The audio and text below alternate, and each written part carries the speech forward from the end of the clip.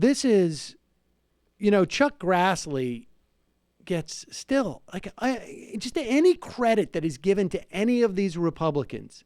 Chuck Grassley has been given like some type of, I don't know, some credit for being, in some way a balanced Republican, right? I mean, and aside from the fact that he lied his way through the Kavanaugh hearing and then apparently... But I said sexual assault was bad, which proves my bipartisan bona fides. And for anybody who says that, like, look, they're not all racists. The Republicans are not all racists.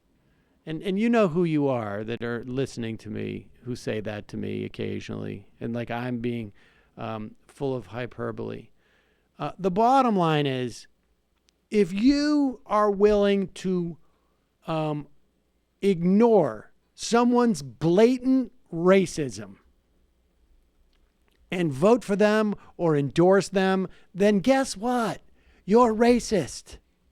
That couldn't be more unfair. I disagree with Steve King in a white ethno state, but I support him for giving tax breaks to Monsanto. And I'm just tired of all the divisiveness in the country. Wait a second. I don't need you to say that, because here's Chuck Grassley saying that. Iowa needs Steve King in Congress. I also need Steve King in Congress. I feel like I do a good job of representing Iowans. And so often, I have found Steve King to be such an ally that I need in the other body called the House of Representatives. He's worked with so many things that are important to Iowa: agricultural issues, the Farm Bill, alternative energy, things that are very important to Iowa, like wind energy particularly. Pause it. Let me just, alternative energy is probably ethanol, right? It's just getting definitely like ethanol. Corn Ground subsidies. up children of color. And ethanol and biodiesel as well. Without his help in the House of Representatives, Iowa would not be the #1 ethanol state in the nation, and Steve King's district is stronger in ethanol than any other congressional district in the entire country.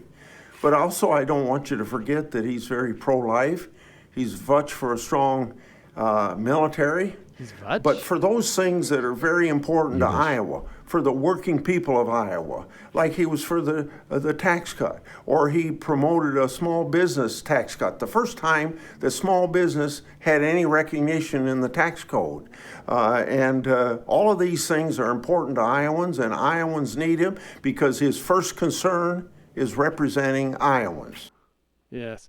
Well, first off, it's clear that this is like Grassley's last words. I mean, it seems like he's on his deathbed when he's doing this, and also he's held hostage. Can we get the front part of that again? Because I really enjoyed the countdown that they gave him. So ready, on when I get to 3, you just start endorsing a white supremacist. Okay? Here we go. 2, 1. Iowa needs... There you are. And just because he's, you don't have to agree on everything. We work for ethanol together, and then I say, hey, Steve, what are you going to do? And he goes, I'm going to go burn a cross in front of a black family's home. I go, okay, I'm going to go read the paper. He specifically... It doesn't mean that you're with him on every part of the time, and I'm goddamn tired of it. He specifically didn't mention anything to do with the border, which, Iowa doesn't share a border with Mexico, but that doesn't stop Republicans from North Dakota and Montana from talking about that. We need the caravan. Use biofuel. Yeah, I'm not worried about the caravan. I'm worried about biofuels. And everybody's always trying to distract from the fact that Steve King has a Holocaust replica in his living room. I've got to work on the issue of the people of Iowa. That's right. He's the only one from the Iowa delegation who would be willing to go to Auschwitz. I understand that he goes to Auschwitz and he considers it a vacation and a relaxation spot the other way people would do Club Med. But that's not my problem. My concern is ethanol. There you go. I'm tired of the liberal media. Yeah. Looks like he's due for a fresh infusion of poor people blood. Exactly. You better get Peter Thiel on the line.